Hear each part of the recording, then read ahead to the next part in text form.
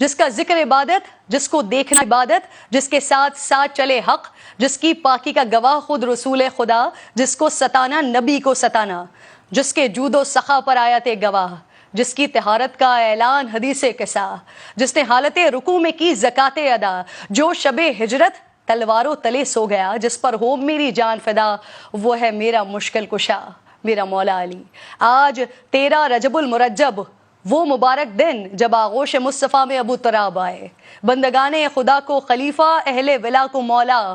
ید اللہ من اللہ، عین اللہ، وجہ اللہ، لسان اللہ، اسد اللہ، فاتح خیبر، حیدر کرار، باطل کے لیے تھا جو شعلہ بار، امیر المومنین، امام المتقین، ریاست مدینہ کے چوتھے خلیفہ۔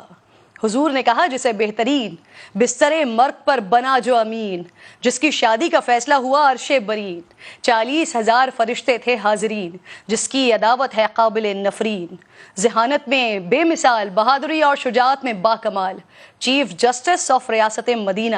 پروردہ آغوش مصطفیٰ، وارث علم الانبیاء، سپہ سالار لشکر مصطفیٰ، روحانیت کا شہنشاہ، عرب و عجم کا بادشاہ، ہر خاص و عام ان کے در کا گدا، جس نے بدر و احد جیسی سخت ترین جنگوں میں پرچم اسلام لہرایا۔ محبت و الفت کے اس سفر کو اما عائشہ رضی اللہ تعالی عنہا نے یہ کہہ کر کوزے میں سمو دیا کہ اللہ کے نبی عورتوں میں سب سے زیادہ حضرت فاطمہ الزہرا اور مردوں میں سب سے زیادہ حضرت علی سے محبت کرتے تھے۔ نبی پاک صلی اللہ علیہ وآلہ وسلم نے ریاست مدینہ کے ذریعے جس حقیقی فلاحی ریاست کی بنیاد رکھی تھی، مولا علی شیر خدا نے اپنے عہد و خلافت میں اسی روش کو بطور جاری رکھا۔ بطور امیر آپ نے کبھی دارالامارہ میں قیام نہیں کیا، بلکہ یہاں غربا کو رہائش دی اور خود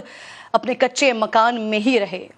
قومی خزانے سے، حکومتی خزانے سے ایک پائی اپنے اہل خانہ کے لیے یا اپنے لیے کبھی خرچ نہیں کی۔ کئی بار تو نوبت یہ آ گئی کہ کپڑے اور غذا خریدنے کے لیے آپ کو اپنی تلوار اور زرہ تک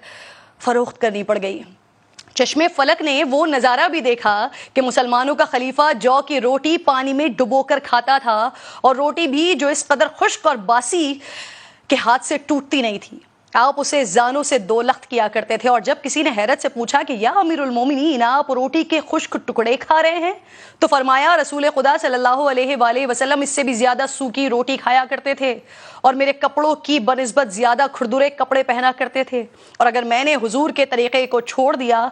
تو ڈر ہے کہ میں ان سے بچھڑ جاؤں گا۔ البتہ خود جو کی روٹی کھانے والا اور پھٹے ہوئے جوتے کو سی سی کر پہننے والے حاکم کا رعایا کے لیے دستور یہ تھا کہ مسکینوں کو تلاش کر کے ان کو سوال سے بے نیاز کرتے تھے،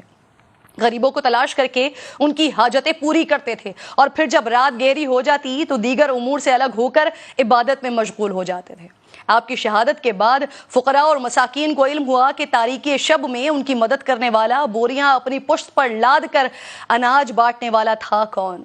حکومتی مجبوریوں یا سیاسی مصلحتوں کی آڑ لے کر نہ ہی بیت المال سے غیر مستحق افراد میں وظیفے بانٹے، نہ ہی اپنے لیے تحائف سمیٹے۔ بیت المال سے خاندان نوازی کی روایت بھی قائم نہیں ہونے دی، حتیٰ کہ اپنے ہی بھائی کے سوال کرنے پر گرم سلاخ آگے کر دی کہ اگر تم یہ نہیں پکڑ سکتے تو میں تم کو نواز کر خود کو مشکل میں کیوں ڈالوں۔